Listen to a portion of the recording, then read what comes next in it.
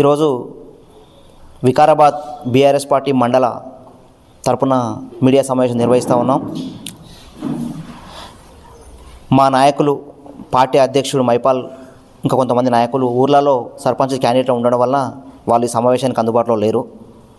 ఇంకా చాలామంది కూడా మేము ఇక్కడ ఉన్నటువంటి అందుబాటులో ఉన్నటువంటి వాళ్ళము అశోకు, బీఆర్ఎస్ పార్టీ వికారాబాద్ మండల working president, Vikarabad BRS party general secretary Shivakumar, BRS party Vikarabad SCCL మండల అధ్యక్షుడు శ్రీనివాస్ గారు, వికారాబాద్ సోషల్ మీడియా అధ్యక్షుడు అనిలు, అదేవిధంగా వికారాబాద్ మండల యూత్ నాయకులు అశోక్ గారు, అదేవిధంగా వికారాబాదు మండల సీనియర్ ఎస్సీఎల్ నాయకులు మోనన్న గారు, వికారాబాద్ పార్టీ సీనియర్ నాయకులు బూరుపల్లి శ్రీనివాసరెడ్డి అన్న గారు, అదేవిధంగా మన సీను తాండా ఇక మీడియా సమావేశంలో పాల్గొంటున్నటువంటి వాళ్ళందరూ కూడా ధన్యవాదాలు.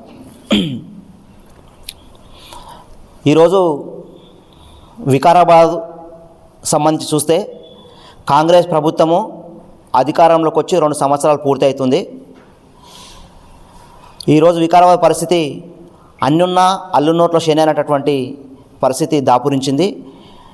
మేము ఆ రోజు చెప్పినాం, గత ఎన్నికల ముందు మా నాయకుడు, మా పార్టీ మాజీ ఎమ్మెల్యే జిల్లా అధ్యక్షుడు డాక్టర్ మెతుకు ఆనంద్ గారు, నేను స్థానికుణ్ణి, ప్రజలకు ఎల్లవేళ అందుబాటులో ఉండేవాడిని, నేను ప్రజాసేవ చేసేవాడిని, నన్ను గెలిపాను అని చెప్పేసి ఆ రోజు చెప్పాడు. అదే కాంగ్రెస్ పార్టీ నాయకులు వాళ్ళు ఆ రోజు ఎన్నికలలో మాయమాటలు చెప్పి గ్రామాల మైసమ్మల మీద, హనుమాన్ల మీద ఒట్టేసి మేము ఏ ఊరికి పోతే ఆ ఊరిలో మీ సమస్యలు పరిష్కరిస్తామని చెప్పి ఈరోజు ప్రజలకు అందుబాటులో లేనటువంటి పరిస్థితి చూస్తూ ఉన్నాం. ముఖ్యంగా వికారాబాద్ నియోజకవర్గం లోపల వికారాబాద్ మండలానికి తీవ్ర అన్యాయం జరుగుతూ ఉంది. అందుకే ఆ రోజు మా నాయకుడు చెప్పినటువంటి విషయం ఏంటంటే, ప్రజాప్రతినిధి అంటే ఎమ్మెల్యే అంటే 24 గంటలకు ప్రజలకు అందుబాటులో ఉండాలి. అది నేను గత 5 సంవత్సరాలు నేను ఏ టైంలో పార్టీ కేటాయించినటువంటి ఏదైతే క్యాంపు, ఎమ్మెల్యే క్యాంపు ఉన్నదో అందుబాటులో ఉన్నా, మిగతా టైంలో నేను కార్యక్రమంలో ప్రజలతో 5 సంవత్సరాలు అని చెప్పేసి చెప్పడం జరిగింది.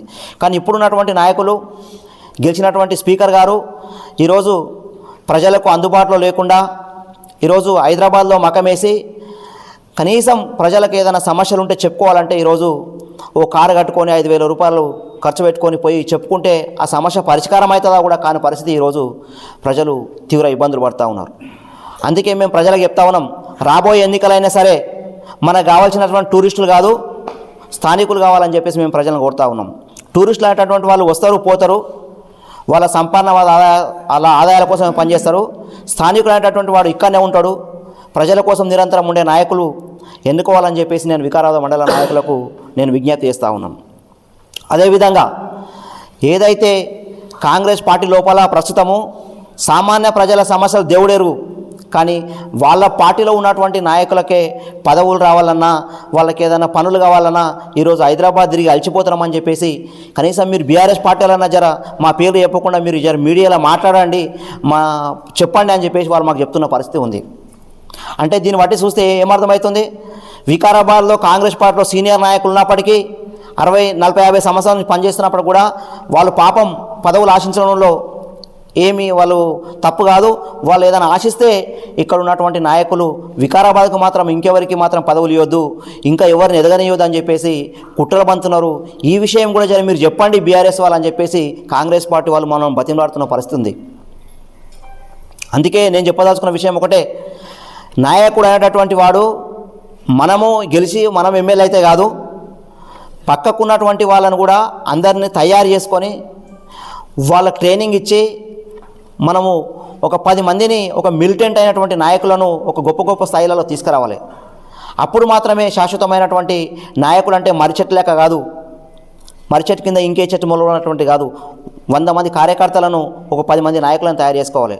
ఇదే మా మాజీ ఎమ్మెల్యే గారు గతంలో అనేక మండలాలలో పెద్ద నాయకులు పార్టీని మోసం చేసిపోతే కూడా మళ్ళా దానికి ఏమాత్రం కొదవ లేకుండా ప్రతి మండలాల్లో యువ రక్తాన్ని తయారు చేసి ఈరోజు మండలంలో కాదు వికారాబాద్ నియోజకవర్గంలో ఒక గొప్ప సైన్యాన్ని తయారు చేసి ఈరోజు కార్యకర్తలను తయారు చేస్తున్నటువంటి పరిస్థితి చూస్తూ ఉన్నాం. బీఆర్ఎస్ పార్టీలో ఈరోజు మండల స్థాయిలో కావచ్చు, నియోజకవర్గ స్థాయిలో కావచ్చు, అన్ని రంగాల లోపల అన్ని ఎస్సీ సేలు కావచ్చు, బీసీ సేలు కావచ్చు, ప్రజా సంఘాలు కావచ్చు, అనుబంధ సంఘాలు కావచ్చు, మండలాల్లో పుష్కలంగా ఈరోజు కార్యకర్తలను తయారు చేసి వాళ్ళకు ఎల్లవేళ అండగా ఉంటూ వాళ్ళకి ఏ సమస్య ఉన్నా మంచున్నా చెడున్నా ఈరోజు 24 గంటలు తిరుగుతున్నటువంటి నాయకుడు ఈరోజు మాజీ ఎమ్మెల్యే డాక్టర్ మెత్కా ఆనందన్న గారు. అందుకే నేనేం చెప్పదలుచుకున్నా అంటే ఎన్నికల సమయంలో చెప్పినటువంటి మాటలు 2 ఏళ్ళు గడుస్తూ ఉన్నా మీరు చెప్పినటువంటి ఆచరణ ఈరోజు అభివృద్ధిలో కానీ ఈరోజు ప్రజలకు ఇచ్చినటువంటి ఊళ్ళలో ఒట్లేసినాయి కానీ మర్చిపోయి ఈరోజు మీరు మొత్తము సంపాదనే ధ్యేయంగా ఈరోజు ఈ ప్రాంతాన్ని పట్టించుకోకుండా ఉంటున్నారు. కాబట్టి ఇది తీవ్ర అన్యాయం. కాబట్టి రాబోయే కాలంలో వికారాబాద్ మండల ప్రజలు ఖచ్చితంగా తగిన గుణపాఠం చెప్పాలని చెప్పేసి నేను విజ్ఞప్తి చేస్తూ ఉన్నాం. ఇక రెండో విషయము, రాష్ట్రంలో ప్రస్తుతానికి ప్రభుత్వము ఇచ్చినటువంటి 6 గ్యారెంటీలు పక్కకు పోయినాయి. ప్రభుత్వం చెప్పినటువంటి దేవుళ్ళ మీద ముఖ్యమంత్రి ఒట్టేసినటువంటి విషయాలని పక్కకు పోయినాయి. ప్రస్తుతానికి తెలంగాణ రాష్ట్రం లోపల చీరల పంచాయతీ నడుస్తూ ఉంది. చీరల గురించి మాట్లాడుకుంటే ఒక దౌర్భాగ్యమైన పరిస్థితి ఏంటంటే గతంలో ముఖ్యమంత్రి గౌరవ కేసీఆర్ గారు తెలంగాణ కొత్తగా వచ్చిన తర్వాత నైజాం కాలం లోపల, పెత్తందారుల కాలం లోపల మహిళలను ఏదైతే అవమానకరంగా చేసిండ్రో దాంట్లో నుంచి పుట్టిందే బతుకమ్మ. ఆ బతుకమ్మ బొడ్డమ్మ నుంచి వచ్చింది.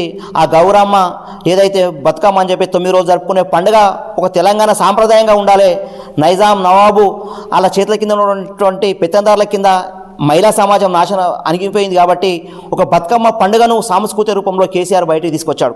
గత 60 ఏళ్ళ ఉమ్మడి పాలనలో ఎవ్వరు కూడా దీన్ని గుర్తించినటువంటి ఒక పండుగను కేసీఆర్ బతుకమ్మను బయటికి తీసుకొచ్చి అక్కడ పట్టు చీరన, అది గద్వాల్ చీరన, అది ఇంకో చీరన కాకుండా నా తెలంగాణలో ఉన్నటువంటి 1 కోటి మంది మహిళలు ఆ పండుగ రోజు ఒక చీర కట్టుకోవాలి, వాళ్ళ ఆత్మగౌరవాన్ని నిలబెట్టుకోవాలి. మహిళలకు బతుకమ్మ పండుగ అనేటటువంటిది వాళ్ళ జీవన శైలికి సంబంధించి చెప్పేసి కేసీఆర్ గారు గెలిచిన తర్వాత రాష్ట్రంలో ఆదాయం ఉన్నా లేకపోయినా, కొత్త రాష్ట్రం విడిపోయినా, తెలంగాణ అప్పుడే ఏర్పడ్డా, ఎన్ని కష్టాలున్నా మహిళలకు ఒక చీరనిచ్చి బతుకమ్మ సంస్కృతిని కాపాడినటువంటి నాయకుడు కేసీఆర్. కానీ ఈరోజు రేవంత్ రెడ్డి ఏం చేస్తూ ఉన్నాడు?